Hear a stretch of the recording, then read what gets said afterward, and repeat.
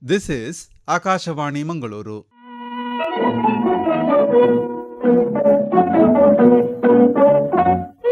Yuvavani.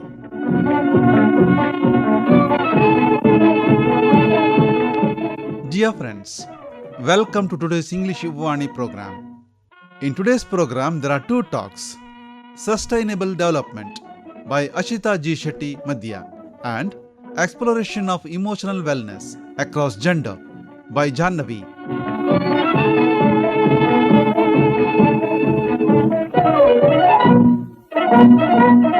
In the beginning, it is Jahnavi with their speech on the topic Exploration of Emotional Wellness Across Gender. Emotional wellness is the understanding and control of one's own emotions. It can also be called emotional well-being or emotional health in some cases with the same meaning.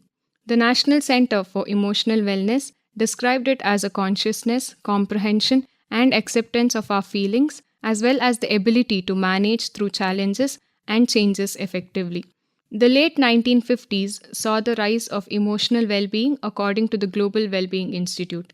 It has become clear over the last few years that being emotionally healthy is necessary for a happy and fulfilling life. Consequently, October has been named Emotional Wellness Month to create public awareness about this concept. Throughout history, society has greatly influenced how men and women manifest their feelings. Men are often encouraged to be strong by not revealing their weaknesses through traits such as toughness and independence.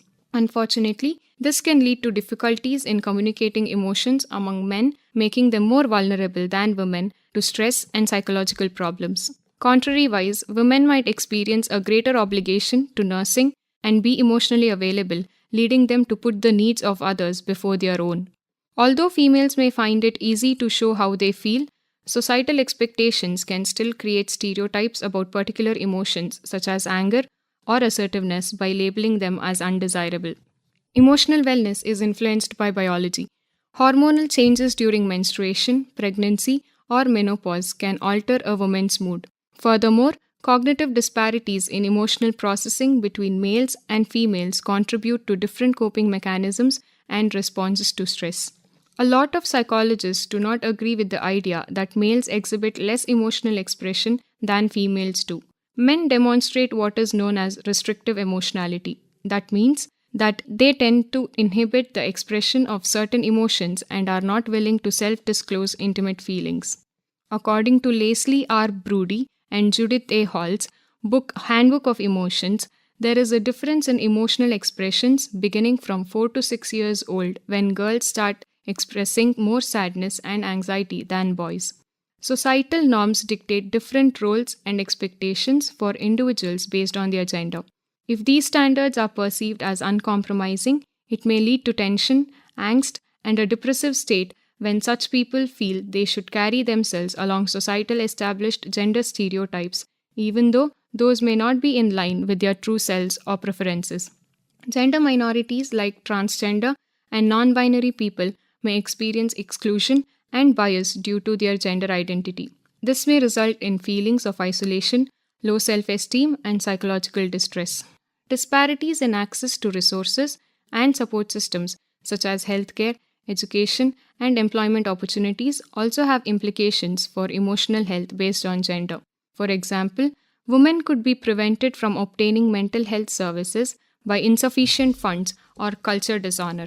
Gender differences in socialization practices as well as communication styles can impact how people express emotions or cope with them. To exemplify this point, men may be oriented not to show any signs of sadness or vulnerability, which lead to high rates of depression and suicide.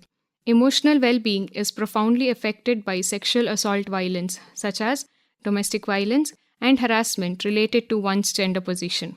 After going through such experiences, survivors might experience anxiety, PTSD, that is post-traumatic stress disorder, depression, or even both of them at once. Although our society has made significant strides towards achieving emotional wealth for all its citizens, irrespective of their gender, there are still some major bottlenecks that hinder this. To overcome them, it is necessary to design measures which foster inclusion and a sense of belongingness among individuals concerning various genders. One way of doing this is by providing specific resources and support systems that take into account the unique emotional requirements and experiences of different sexes. Moreover, through talking openly about gender and emotional wellness, myths can be dispelled. It's worth noting that cultural attitudes on gender roles having a great impact on people's emotional well-being. Meanwhile, men may feel discouraged from revealing their weaknesses or seeking help for psychological difficulties because such behaviors are associated with femininity.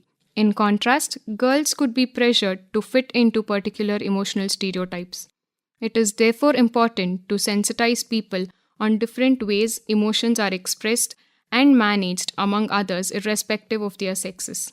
Emotional well-being can vary significantly across different age groups due to various factors such as cognitive development, life experiences, social interactions, and coping mechanisms. Here is an overview of emotional well-being in different age groups. Emotional well-being in early childhood, that is 0 to 5 years of age, is largely influenced by the quality of caregiving they receive, including responsiveness to their needs, affection, and stability. Attachment to caregivers play a crucial role in emotional regulation and the development of trust. Infants and toddlers primarily express emotions through crying, smiling, and body language. Emotional well-being is linked to social interactions with peers and adults, as well as early experiences in structured environments like preschool. They start to develop basic emotional regulation skills but may still have outbursts or tantrums when overwhelmed or frustrated. Play is a significant outlet for emotional expression and learning social skills. It is important to encourage children to play with a diverse range of toys and engage in activities that are not limited by gender stereotypes.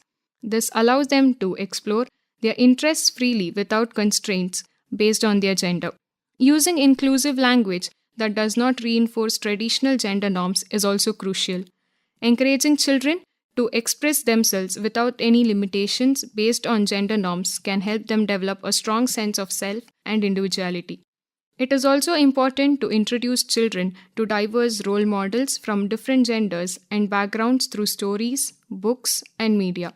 This can broaden their understanding of gender diversity and promote empathy and inclusivity. The emotional well-being of children aged between 6 to 12 years is affected by their experiences in school, relationship with friends, family dynamics, and self-esteem. They become more conscious of their emotions and start to comprehend the link between their thoughts, feelings, and actions. They begin to develop coping skills and resilience through social interactions and problem solving. Incorporating lessons about gender diversity and inclusion into school curricula can help foster empathy, understanding, and respect for all genders. Encouraging children to participate in activities and hobbies traditionally associated with different genders can break down stereotypes and promote inclusivity. It's important to implement anti-bullying programs and policies that specifically address gender-based bullying and discrimination in schools and communities. Emotional well-being during adolescence, that is 13 to 18 years of age, can be volatile due to hormonal changes, peer pressure, academic stress, and identity exploration. They experience a wide range of emotions and may struggle with self-esteem, body image issues, and mood swings. Developing coping strategies, healthy relationships, and a sense of identity are crucial for emotional stability.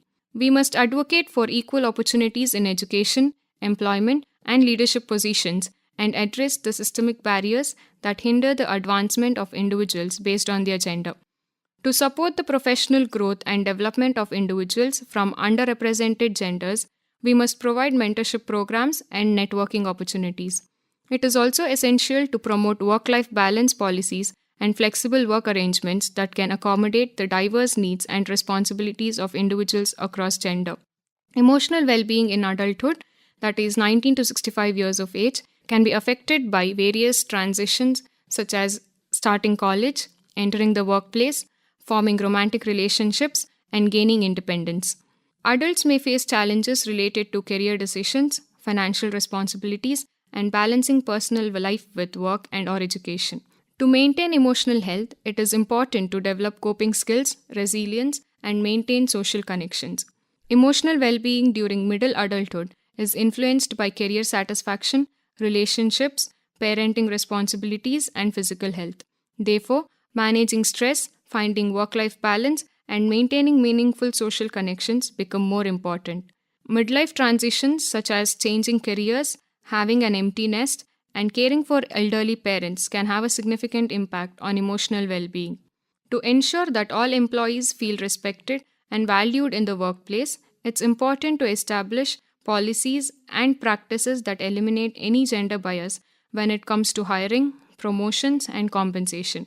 It's also important to advocate for parental leave policies that are inclusive of all genders so that caregiving responsibilities can be balanced with career goals.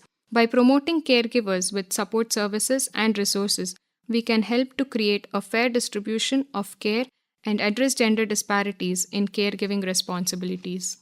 Emotional well being in older adults, that is 65 years and above, can be influenced by retirement, health issues, loss of loved ones, and changes in social roles.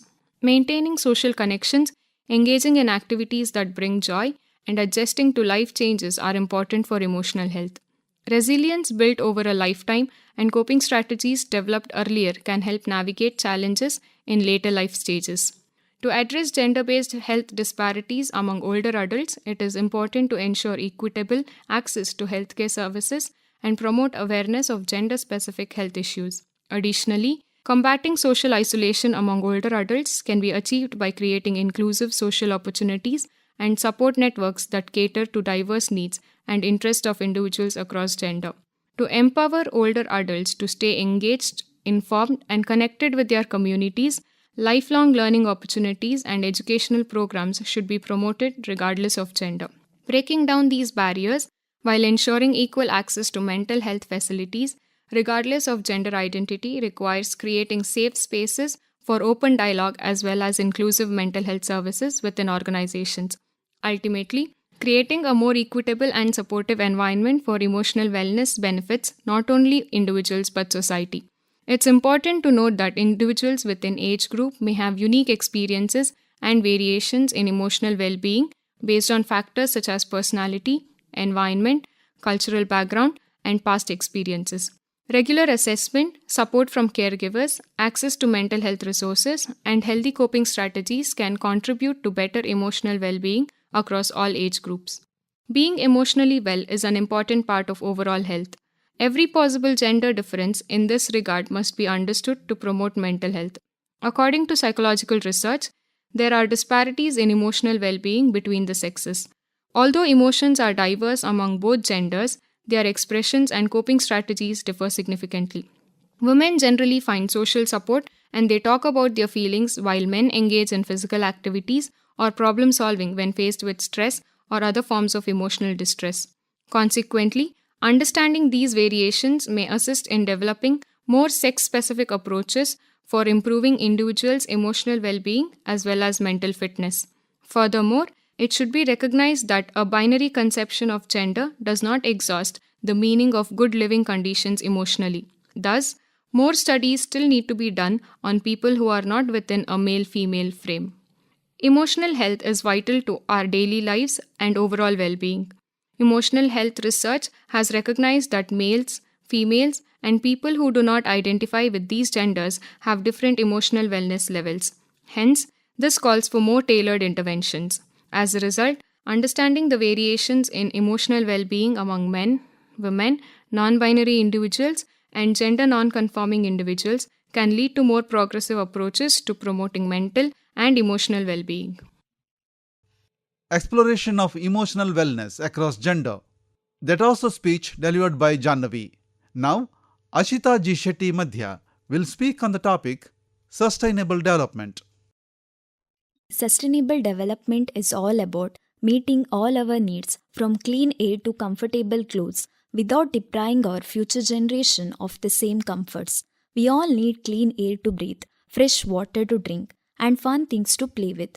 But what if we use all these to an exhaustible level and leave nothing for our friends later?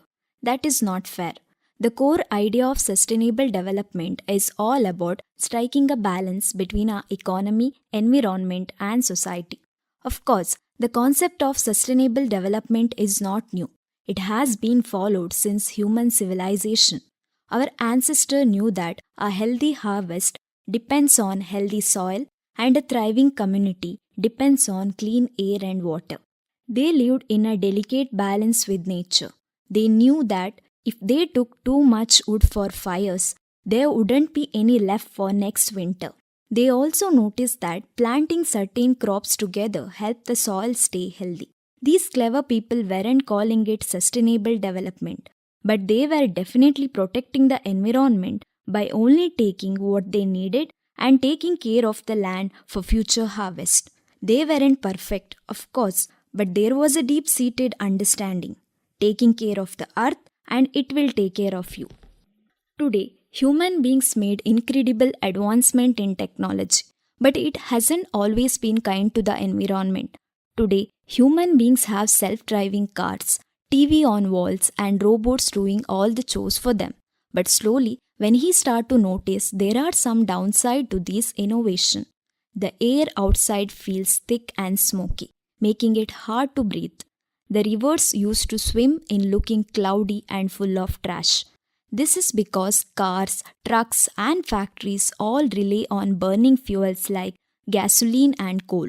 This burning releases smoke and gases that pollute the air, making it hard to breathe and contributing to climate change. The trees grown act like giant air filters, cleaning the air we breathe. But when we cut down too many trees, there are fewer filters left and the air gets dirty. It also disrupts the homes of many animals and make it harder for rain to fall.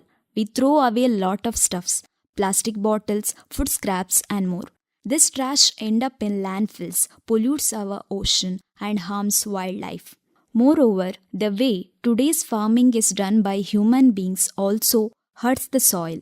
Sometimes people use too many chemicals on their farms to grow crops. These chemicals can wash away into rivers and streams, making the water unsafe for people and animals to drink. We all need water to survive, but sometimes we use more than we need. This can lead to drought, where there is not enough water left for plants and animals. All these acts of human beings in the recent past have contributed significantly to environmental pollution. If these acts are left unchecked, they can cause irreversible damage to the environment. Hence, according importance to sustainable development is crucial for the long-term prosperity of business and economies. Further, beside human acts, even big corporate houses also contribute to environmental pollution. Companies in various sectors, from manufacturing to energy production, can release harmful chemicals and gases into the air and water. This pollutes our lungs, rivers, and ocean, harming wildlife and human health. For instance, the companies that make all those cool gadgets often use a lot of energy and releases smoke and chemicals as waste. The smoke pollutes the air and the chemical can sometimes leak into the water, making it dirty for people and animals. Similarly, a textile company produces garments and releases untreated wastewater into a nearby river. This can contaminate the water with chemicals and dyes, making it unsafe for fish and people who depend on the river. A company that sells bottled water with excessive plastic packaging, this creates unnecessary waste that takes hundreds of years to decompose and pollutes the environment. Similarly, a company that clears vast areas of rainforest to create palm oil plantation, this destroys the homes of countless species and releases large amount of carbon dioxide when the trees are burned. All these are harmful acts by the business corporation that are damaging the ecosystem of human beings. Against the backdrop of these unwarranted development, the objective of sustainable development are focused on addressing the environmental, economic and social challenges facing the world today. These objectives provide a framework for promoting sustainable economic growth and also ensuring that needs of future generations are not met. Added to this, the United Nations members in 2015 gave a universal call to take action to end poverty and protect the environment through its Sustainable Development Goals, which are also known as Global Goals. It aims to achieve the set goal by 2030 so people can live peacefully and prosper. The Sustainable Development Goals offers corporate sector opportunity for collective engagement in sustainable development. By aligning corporate social responsibility effort with SDG, companies can address environmental challenges. Let me now discuss how corporate social responsibility helps to achieve sustainable development goals. Corporate social responsibility. It is a strategy undertaken by companies to not just enhance profit, but also to take an active and positive social role in the world around them. The term is also associated with the related term corporate citizenship. In recent decades, CSR has become associated with sustainability and the environment as individuals, governments, and non-profit organizations increasingly blame corporations for not doing enough to help limit the risk of climate change and the corresponding environmental impacts. CSR encourages business to minimize their environmental footprint by optimizing resource use. This can involve practices like reducing energy consumption through efficient appliances and processes, conserving water, and minimizing paper usage. Again, effective waste management is a key CSR principle. Companies can achieve this by implementing recycling programs, using eco-friendly packaging, and finding ways to reduce overall waste generation. Transportation and industrial processes contribute to air and greenhouse gas emission. CSR initiative can involve using cleaner technologies, supporting renewable energy sources, and reducing businesses' travel through remote work options. Under CSR, some companies go beyond reducing their impact and actively participate in environmental restoration projects. This can involve planting trees, cleaning up polluted areas, or supporting conservation efforts. CSR can lead businesses to develop and offer products and services that are more environmentally friendly. This could involve using recycled material, designing products for longer lifespan, or developing services that minimize environmental impact. Businesses that embrace CSR can become advocates for environmental protection. They can use their influence to support environmental legislation and promote sustainable practices throughout their industry. Hence, corporate social responsibility can be a powerful tool in promoting sustainable environmental protection and contributes to a greener future. Let me now present some corporate practices on sustainable environmental developments. Companies can improve energy efficiency by using LED lighting, upgrading appliances and equipments to more energy efficient model, and implementing processes that reduce energy consumption. Businesses can invest in renewable energy sources such as solar, wind, or geothermal power to reduce their reliance on fossil fuels. Companies can conserve water by installing low-flow faucets and toilets, fixing promptly, and using water-efficient landscaping practices. Companies can use recycled material in their packaging, design packaging that is easy to recycle, and minimize the amount of packaging used overall. Businesses can design products that are made from recycled material, are durable and long-lasting, and can be easily repaired or recycled at the end of their useful life. Businesses can reduce their transportation emission by using fuel-efficient vehicles, implementing teleconferencing and video conferencing to reduce business travel, and optimizing delivery routes. Companies can protect natural habitats by developing on brownfield sites and minimizing their impact on underdeveloped land. Business can support biodiversity by planting native trees and shrubs on their property, creating wildlife habitats, and avoiding the use of pesticides and herbicides. These are just a few examples, and many other corporate practices can also contribute to sustainable development. By implementing these practices, businesses can help to protect the environment for future generations. Let me now present the case of a few Indian companies that exemplify sustainable environmental practices. Firstly, Godrej Consumer Products Limited. This company focuses on renewable energy through windmill installation in their plants. It uses recycled plastic in their product packaging. Next is Infosys. This company constructed green building with energy efficient features like rainwater harvesting and solar power generation. This company committed to planting trees and reducing their carbon footprint. Another company is Wipro Limited. This company established an Earthian program to promote environmental consciousness among employees. It invested in wind energy to power their data centers. Next is ITC Limited.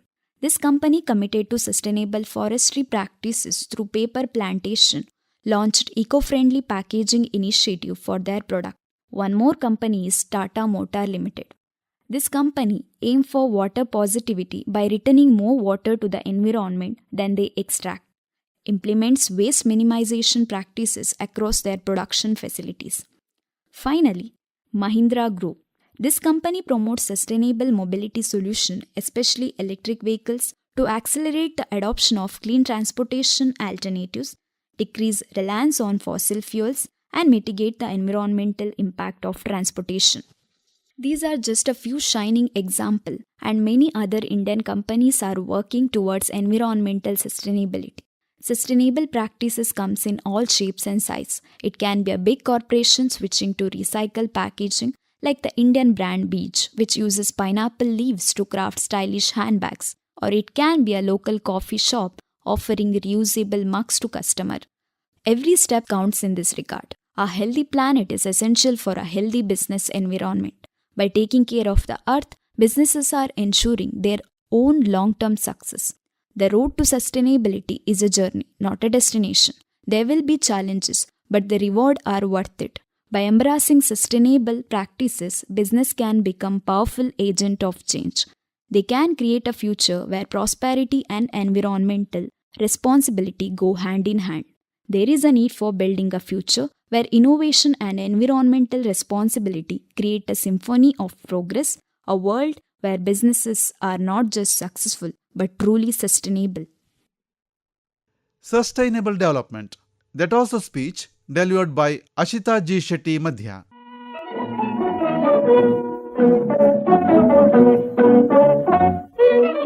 Dear friends, that's all in today's English Yuvavani program. See you next time. Thank you.